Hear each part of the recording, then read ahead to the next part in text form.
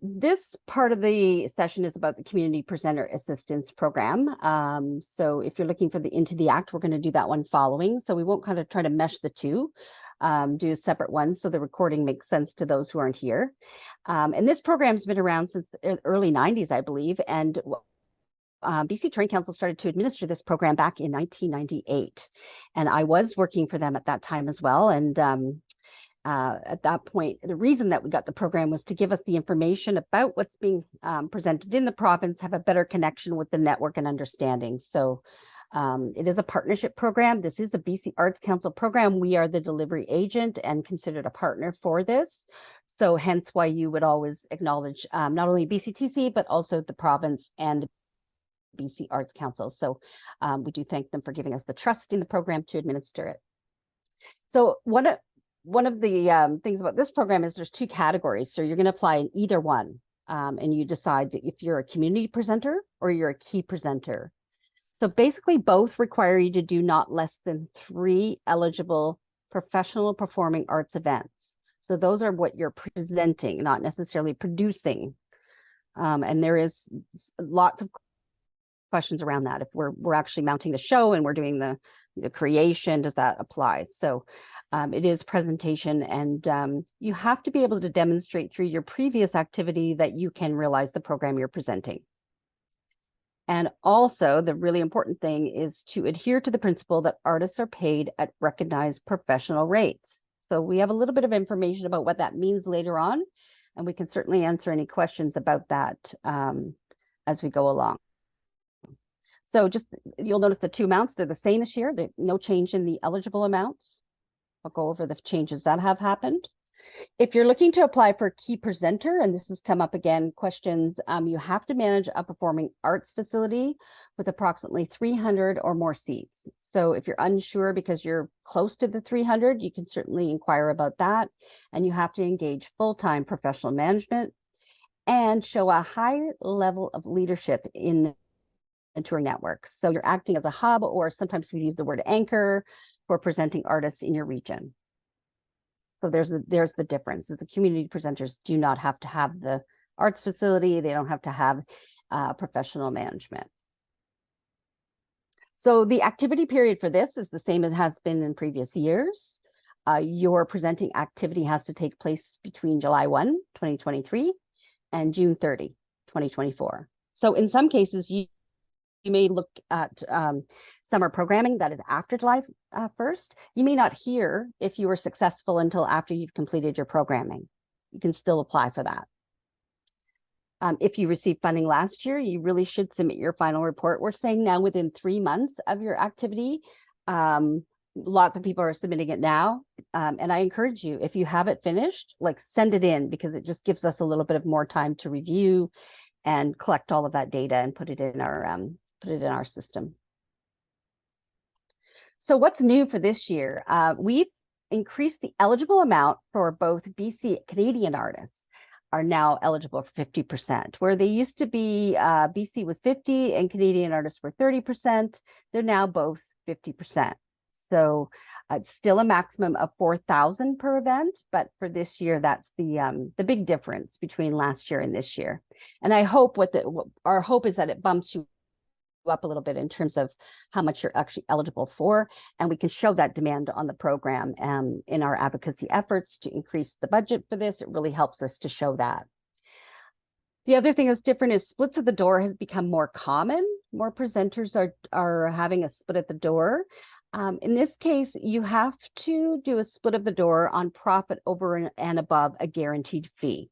So you could have a professional fee, and then the artist is also receiving split at the door. When you don't have a guaranteed professional fee, the splits of the door are not eligible. So I hope that makes sense, but it is becoming something we're seeing more and more of, but just to clarify that for those scenarios.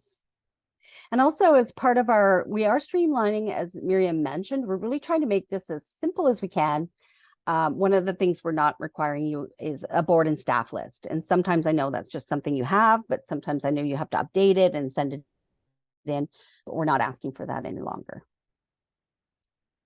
For the application form, what's new this year, you'll see that our streamlined application is only an Excel spreadsheet with 2 worksheets and 1 PDF. So we really tried to cut down on the number of worksheets you have to complete by amalgamating them all into one. When you're completing your series and season information, it's one spreadsheet with all of the information that we want to collect. As part of that, and because this is a BC Arts Council program, we're asking you to identify whether artists are from one of their designated priority groups. So if you're not sure who they are, I have put their URL there. On the bottom of this slide, you'll see the website where you can read all about their designated priority groups. It's also in the spreadsheet. We've populated it, so it's a drop down, so you can just complete that. If you don't know, and some of the questions I'm sure will come up is, how do we know? Often they'll include that in their promo material. You don't necessarily have to ask them, and if you don't feel comfortable, but it's whether they actually put themselves out in the world as one of those designated priority groups. Do they have that on their website? Is it something as part of their own identity that they promote themselves in that way? Again, if you're not sure, it's better just to list not sure or unsure, and then we can go through and do that work. And what we're doing with this information is we're trying to show the BC Arts Council that our presenting network already does much of this work. They're already engaging with artists that are part of their designated priority group. So it provides that data that we can also track over the years. The other thing is to review the questions in the narrative, because we've changed them slightly. And what you submitted last year may not be appropriate for this year. And just to be careful that you're not, cutting and pasting a statement from your website, because we've had the statements and the statements are great, but what we're now asking you for is more tangible information. So it's things you've done that are actionable.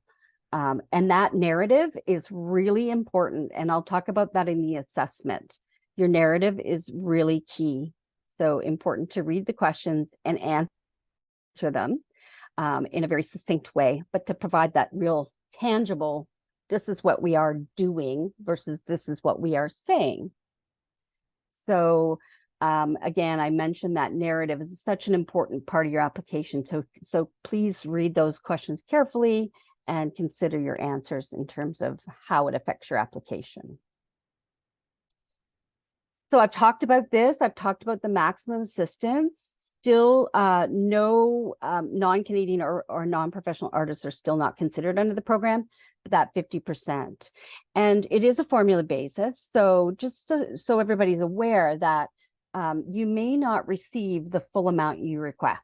And that's really important, because I think in the previous years, there's been fewer applicants. We're now seeing a lot more demand after the pandemic. People are presenting. So really important for you to know this is a competitive program, and the evaluation criteria is applied in determining your level of award. But we certainly don't have enough money to meet demand. So in terms of your proposed artists, there's been some questions around, like I have, what are some scenarios? And this is just one of them. If you had 4 artists, 2 from BC and 1 from Ontario and 1 from the US, they're all professional. You do meet the requirement of the 3 professional, but you're only requesting funding for 3 of those artists. The US artists would still not be eligible for this program. But what we want you to do is list all of your season. As we're gathering this data, we really want a clear understanding and a really good picture of the presenting activity in the province. So it really helps us to know as well if there's other shows you're doing. It also helps the committee understand your overall season. And there may be some of those designated priority groups that you can also mention in your application. So often we get companies, we get bands, we get groups who are, they all come from different places. So they may be a band that resides in Alberta and BC, for example. But if they are from the US, for example, and you've got a couple people playing in the band that are from the US, just consider where the majority resides. And where the committee always leans towards is giving you that grace of they are a Canadian artist, or they are a BC artist. And it has come up. It already has come up this year where there's a band where there's two of them that live in the US, but the majority live in BC. So just consider that. We do lean towards giving you that artist as one of your eligible artists, if the majority is. And if you need help with that, you can certainly get in touch and we can help you decide or make that designation. So going back to the application, it is a one spreadsheet, no PDF this year for the application. And the reason for that is that we do all of this gathering of data. And for us to go enter all your information from a PDF was really cumbersome last year. So we've switched to the Excel spreadsheet that just allows us to gather all of that aggregate data and put together our final report. So it's streamlined. If you can't use Excel, I have a numbers version for Mac. I can also give you a Google Doc if that's preferable to you. The other beauty about the Excel spreadsheet is that the formulas are there. So once you put in your number for your artist fee, it already populates the amount you're eligible for. So that's half the work right there. You don't have to do your little calculation. And so it then gives you that total figure as well. We do have the narrative, which is in a PDF. So you can cut and paste if you've done it another way into the PDF, or simply just send a Word document, because we can create a PDF from that as well. If you're not comfortable with PDF and you find you know, it's glitchy sometimes, I know. So if you want to do that, that's fine as well. So, but again, make sure you're within the word limit. We don't mind if you go slightly over the word limit, but what the committee doesn't want to do is have to read a lot of information, right? They're going through 60 plus applications. So for them, it's really important to be succinct. That's a snapshot of what our website looks like. And what you'll find there is the guidelines, the application, the narrative, a final report form is also there. Or you can download the whole package. It's a zipped file or a compressed file. And then we have some other resources, which I'll talk about. And at the bottom of our website, we also have a FAQ. We've just added that. Just some frequently asked questions that we get. And as we get more questions, we'll be adding more to it. But just gives you a snapshot of what's on the website. So you can find that on that, the URL on the bottom as well. And I put that in the chat. So I've talked about listing your entire season or series. And I know for some of the key presenters, that's a lot of extra. But again, that gives the committee the overall sense. It helps us with our data to understand the presenting activity. And even if you're not eligible, it just also says how many of these artists or presenters are presenting artists from the US or from other countries. So we want to know that information. So on your final report form, you're going to see it is again an Excel spreadsheet with 4 worksheets. What we've added to that is it's an opportunity to really tell us about what your season was like. And that's the real goods, right? We really want to know what worked, what was hugely successful. Were you selling out? How were your ticket sales? What didn't work? What are your challenges? That's your opportunity to tell us how things went for the past year. And then new this year, we've requested some testimonials. So there's something that you may want to build into your, if you don't do already, audience feedback, as well as artist feedback. And the reason we're requesting this is that we need to tell our story about what happens in presenting around the province. And by having these testimonials and the images and some video, it really does make that data kind of pop out where, you know, figures are figures, but when we're telling a story, we really want to have this information. We can also use it in our communications. It really does help BC Touring Council as well to tell your story as a presenter. So the attachments. So you send your application and you do still need to have one board member or one other contact person, but we don't require signatures on the application form. So it used to be that you had to get them signed. That's not the case. Somebody submitted a signature today, and I just want to reiterate, you don't need to do that part. So your financial statement, we still do require that. So if your fiscal year, you just had your fiscal year and you don't have a current financial statement, I would just say either send it when you have it, because we still have, the committee meets in about September, so there's still time. If your fiscal year is July, you can send your previous fiscal year. So just something where we want to see, and particularly important, what we want to see in your financial statement is the artist fees that you're paying and the grant being listed in your financials, so that it's clear to the committee and to us that you're reporting that in your financials. And if you want details about what to submit, that's in the guidelines. So there is a list of things in your financials, depending on your budget and what you've received, that we require. And then again, with the narrative, the option is to submit it on the PDF or in the Word document. So I'm going to talk a little bit about the assessment process. I review, so once I get your application, you'll hear from me that I've got your application, or I've got your final report. I do confirm by email always in every case. I review it and I just make sure you've completed everything and that everything is accurate. So if there's any mistakes, I will get in touch with you, or I will, if there's something missing, I will follow up with you. I know summer, we all take vacations and sometimes forget that there may be a question sitting there that we really want to get answered before we send this off to the committee. It is then reviewed by a peer assessment panel. And what we mean by that is that a panel is a group, in this case, of up to about 5 people who represent the touring and presenting sector in the province. So they include presenters, they include artists, and they include agents and managers. And we typically put them together in the, well before the meeting. So they go through a process of understanding how to assess these applications. And we work with them to get them ready to review all the applications. They take about 3 weeks. It is a lot of reading, and I've done one now, so I kind of get that things start to kind of meld together in your brain if you don't take the time to actually read and process all of that information that's in the application. And then they do a ranking. So they will rank applications based on a criteria in that narrative, and I'll show you that.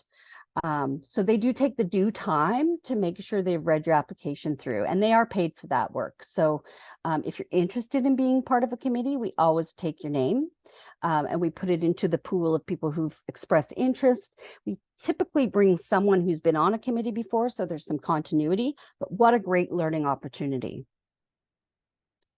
We do look for a range of expertise, so it has to be people who really have that professional knowledge and experience. Also, geographically, we make sure people throughout the province are being included because we do this online. Varied aesthetic, institutional, and cultural viewpoints, as well as those from Indigenous perspectives. So a really diverse committee that meets over the course of 2 days, and they discuss and make decisions. So when we come together, your application's ranked, they start to review them by sometimes alphabetically, and then they come up, they can change the ranking at the meeting, and then they come up with the final ranking and make the funding decisions. As part of the meeting, this is what they weigh their applications on. It's 50% contribution and significance, 25% engagement and impact, and 25% feasibility. So that's how they rank your application. So they're really not looking at your season because that's all been accurately compiled. They're really looking at that narrative for some guidance in terms of how to rank your application. So if that narrative is really thin, it doesn't tell them much, it could be detrimental to your application. So again, really encourage you to look at the questions and answer the questions as best to your ability. I just wanted to mention too with the meetings that the staff, Miriam and I do sit in the meeting, as well as the BC Arts Council, our partner management is there as well, Nadine Crew. And our job really is not to say anything about the applications, but provide any information that we have about that may have come after the submission.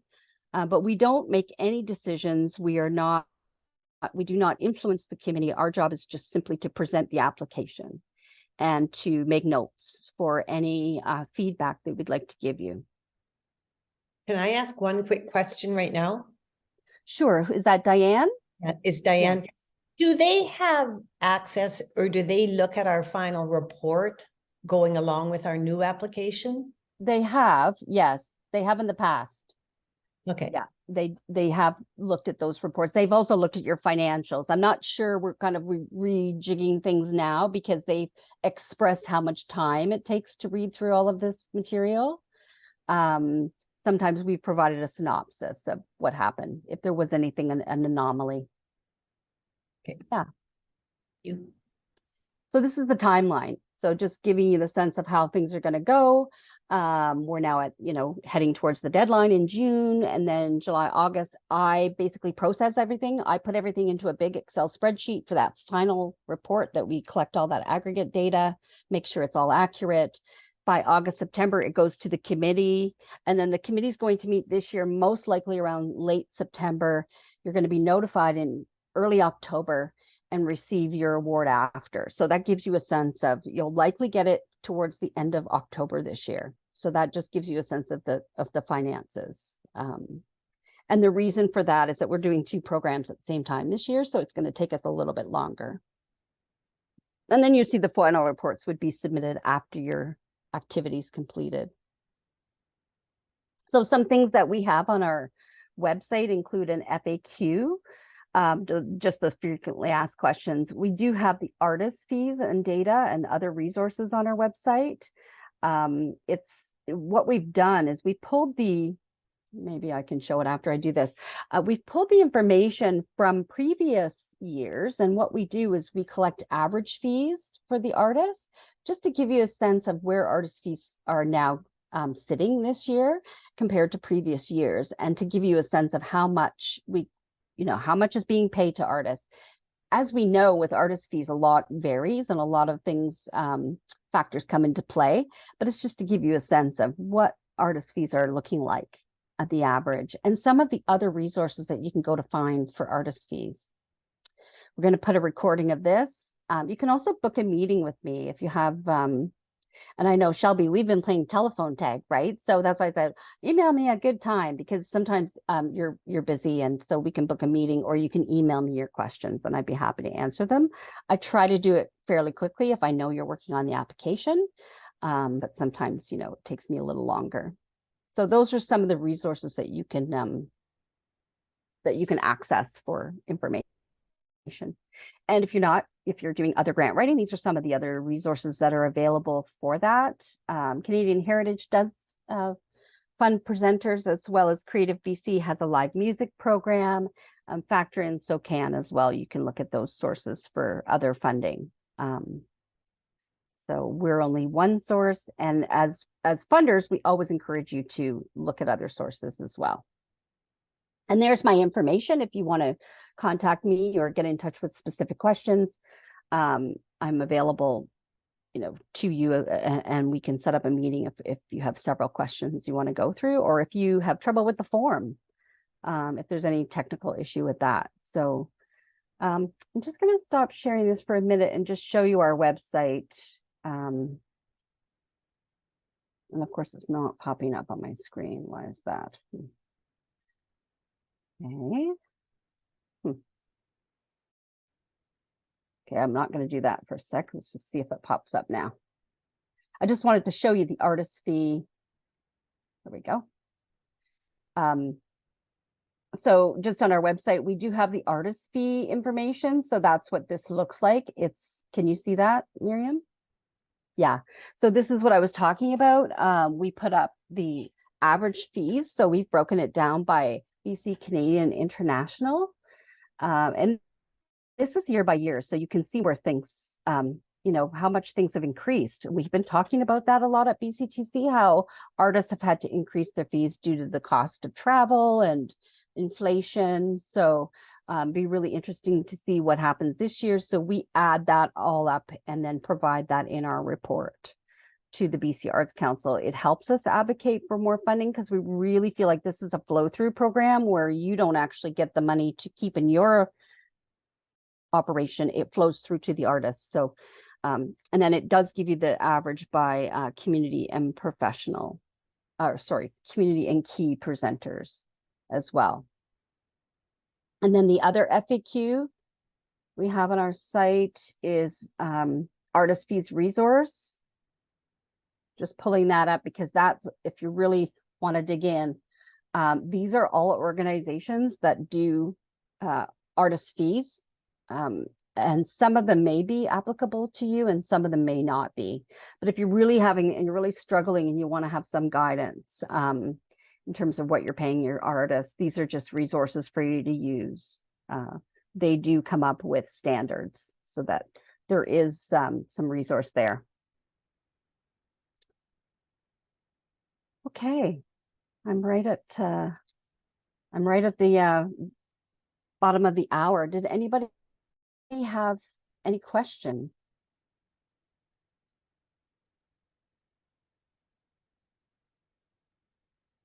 I think Shelby might have a question. Yeah, I put my hand up, sorry, just in case. I don't want to monopolize time because I have questions. Okay. I'll ask the two pressing questions I have, especially as representing new presenters in the North. In terms of the financial statements, although we've presented some artists now in the most current physical financial statements, we don't have the artist fees and those things broken up in the way you're requesting. So how is that going to affect the application? Do you want me to answer that, Cheryl? Sure, go. Yeah, please. Yeah, so this was something we found last year when we request people's financial statements, but in a lot of financial statements, artist fees weren't broken out. So it's very difficult for us to track how our funding is being spent and where it's being spent if we can't see those artist fees. So that's why we put it into this year's guidelines. So I would say it's certainly not a deal breaker, like go ahead and request your submit your financial statements as is, but it is something to think about for down the road, is that to make it clear for funders that you are spending this money and how much you're spending on artist fees is something to think about breaking out in your financial statements and how you do your reporting internally. Does that answer your question? Yeah, it does. And then thank you for that. And my other question is just related to BC Arts Council designated priority groups. I know we are addressing those artists in our application, but are the presenters at all included in those descriptions? Because there are definitely presenters that identify with those designated priority groups, and I'm just wondering how that is being considered. Do you want me to answer that one, Cheryl? Go ahead. Yeah, sure. Help jump in. Yeah, so with the designated priority groups, the drop down that you'll see in the Excel sheet is related to the artists themselves. And it's not for you to sort of, I can understand on some people you just might not know, and there is an option to say other, or is it other or unsure or not applicable? Or not applicable. But the idea there is if the artists themselves have identified as any of those groups, and you can find more information on the BC Arts Council website. But what we're trying to do there is when we report to BC Arts Council is to be able to say the presenters that we support are programming this percentage of designated priority groups, because that's a BC Arts Council priority, and we want to show them that we're really delivering on that, and all of you are delivering on that, because that is actually the case across the province, that people are booking really, really interesting and diverse seasons on the whole. The question about the organizations themselves, because this funding is really a flow through to the artists, we're most concerned about the artists. Where equity and diversity and inclusion is addressed in our application is in that narrative part that Cheryl talked about. And that's where the adjudicators will look at all of those things, the work that you've done in your organization and the outreach and engagement work that you've done. And that's where that factor comes in. But we're not asking the makeup of your board or staff or anything like that. That's not something that we're trying to capture. Does that make sense? Kind of. Uh, More what I'm thinking is not necessarily the board, but the focus of your organization, if it represents a designated priority group, for example, Indigenous presenters, or perhaps regional community presenters, those types of things. I guess that will be addressed in that portion of the narrative. So Yeah, you've got it. That's where it was addressed. Cheryl, did you want to add anything? No, just that we do outreach to those organizations to ensure they are aware of the program and they can apply to it. And we did a lot of work last year to try to get them to come to the program. A lot of those are for profit, so they were considering whether to become a nonprofit. And we don't allow festivals to apply to this program, so it does limit them in terms of who can apply. thank you. Akila, you have your hand up. Hi, how are Hey, you? Cheryl. Hi, Miriam. Nice Hi. to see you both. Yeah, I have a few questions. So, I know that there's a distinction being made between professional and non-professional artists. Within that professional category, are we also considering like emerging professionals, or are we just considering like fully established professionals? I just want some clarity on the definition of professionals that we're running with. Right. Do you want me to answer, Miriam? Okay, so when we talk about professionals, we're talking about fees, actually. So it's more about the fee than it is whether the artist, in fact, is a professional. When we see choirs, for example, and they are a professional choir, but they would often pay the members of the choir in that case, then they're eligible. But if they're not, and they're a community choir, but they might do shows that are considered professional, they're not eligible. You have to be paying them at a professional rate. So it's not so much focused, this program, on defining professional artists as it is defining the fees that are paid to that artist. Okay, yeah, that makes a lot of sense. And one more question. I think this was answered, but I just want again clarification.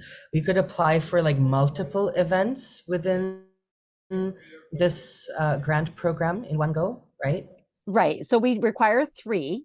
Okay. And then so it depends on how many you're doing. And if you use that Excel spreadsheet, it will give you the tally of how much you're eligible for Okay. up to the limit. So up to 10 or 15,000. So you can apply for multiple events. Even if it's beyond 3, we'd like to see the whole season or series that you're doing. Yeah. Even if you're eligible for more than the 10,000, just to give us that data so we know, the level of activity in the province. Okay, sure. Thank you. Yeah. And just to mention, the next session, which we're going to start in a few minutes, is about engaging emerging artists. That is more defined in terms of who an emerging artist would be considered. Okay. And we can start that pretty soon. We'll just make sure that we get the people who didn't come to this session on before I launch into that program. But if you're interested into the ACT, you might want to stay and hear a little bit more about that program.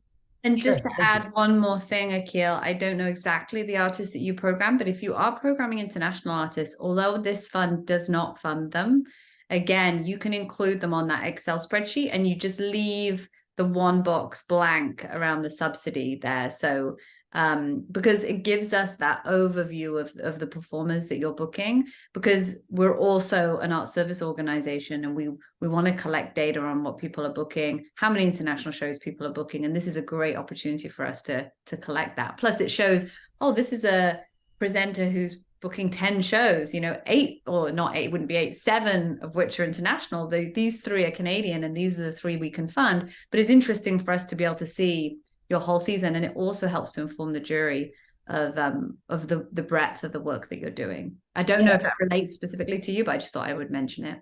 Yeah, no, actually, that's just prompted another quick question in my mind. If I have a show that is showcasing an international artist along with the local artist, could I still apply for the fees for the local artist within the grant, or does the full show need to only showcase Canadian artists all around? I think it has to be a main stage performance. So if the local artist is just opening for and they're doing like a 15-minute set, that would be eligible in our Into the Act program. because that's not the main show. If it's a double bill and they're both of equal weight and it's part of the main stage, then yeah, I think it is eligible for this program. Is that right? Okay. Yeah. Thank you so much. No worries. Eileen has had her hand up for a while. Sure. Hi. So the whole thing about the contribution and significance and all the rest of it, I've got a bit of a concern as somebody who's presenting.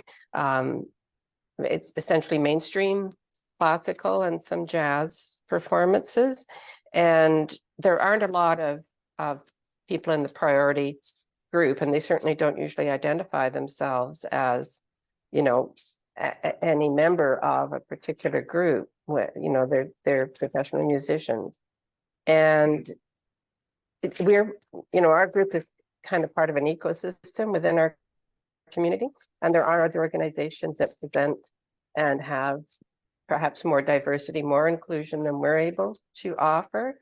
So I'm a little concerned that groups like mine, and I know there are others, you know, small classical presenter groups, especially on Vancouver Island, that we're kind of all in touch with each other on a occasional basis, feel the same way, that, you know, presenting a string quartet is not going to be valued the same, despite how professional and how much the community members that attend enjoy it. It's not going to be valued the same as another group that might have somebody from one of those priority groups. So that's kind of my concern. I can speak to that a little bit. So, you know, that is one of the criteria, is around the community contribution, but there are other criteria as well. So, and how big is your season? We have 5 concerts. That's all. I mean, we're a very small volunteer group.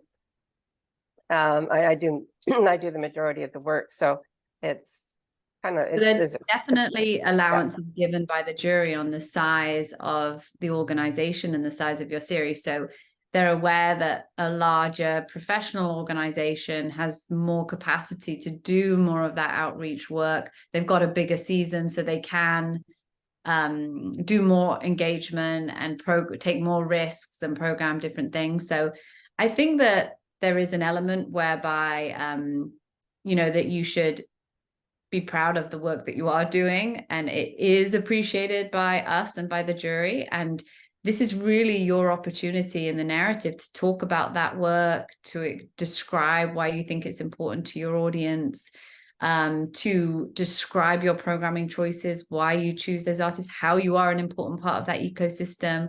And all of that is certainly taken into account.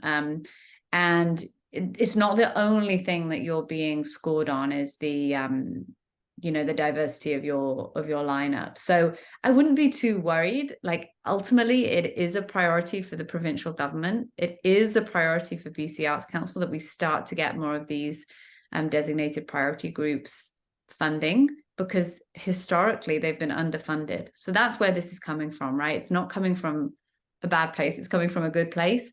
And all any of us can do is our best, really. So I think I wouldn't be afraid. We want to hear from you and your programming. The jury has a huge amount of respect for the work that particularly, you know, small and community presenters are doing. So, you know, I'd be proud of it and take this opportunity. Some people don't actually write very much, and I think this is a real opportunity as a presenter to really tell us about the work that you do and why it's important to your community, and really, you know, promote yourselves essentially, and you know, see it as an opportunity rather than implicit criticism, because that's not where it's coming from. Thanks very much. I appreciate that encouragement. Also, just to let you know, when I do my report, the classical music presenters are still presenting a lot of classical in this province. It's still the #1 genre that tours. So when we meet with the committee, we do let them know this is an important network that exists, and we weaken the network. There won't be as much touring of classical music, which is important. So yeah, I think we're going to flip over now and talk about Into the Act. There's one more question from Shelby. Oh, sorry, I didn't see that because of the basket. Oh, that's why. Okay. I'll be really fast. Sure, no, it's no problem. I just wanted to ask a quick question in terms of what we've been talking about with the narrative. Are you expecting us to see an elaboration of each of the artists in the program within the narrative, or a more like global look at it? That is your choice, how you write it. I can say how I used to approach it as a presenter is very much referring to specific performances. So for me still, and as a presenter, like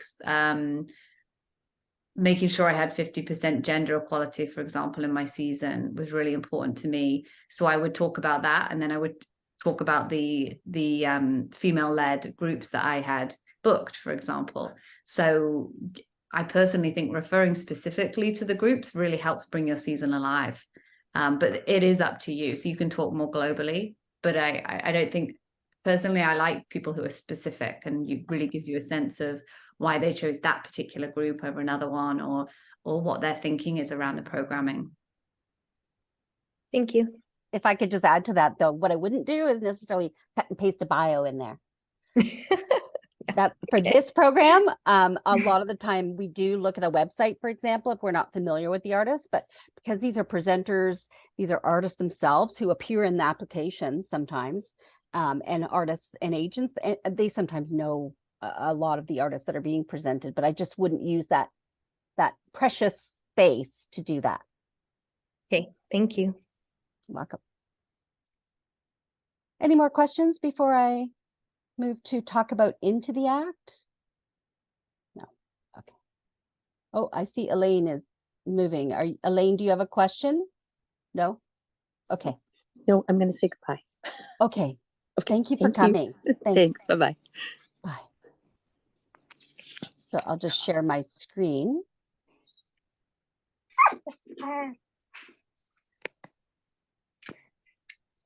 Something out here.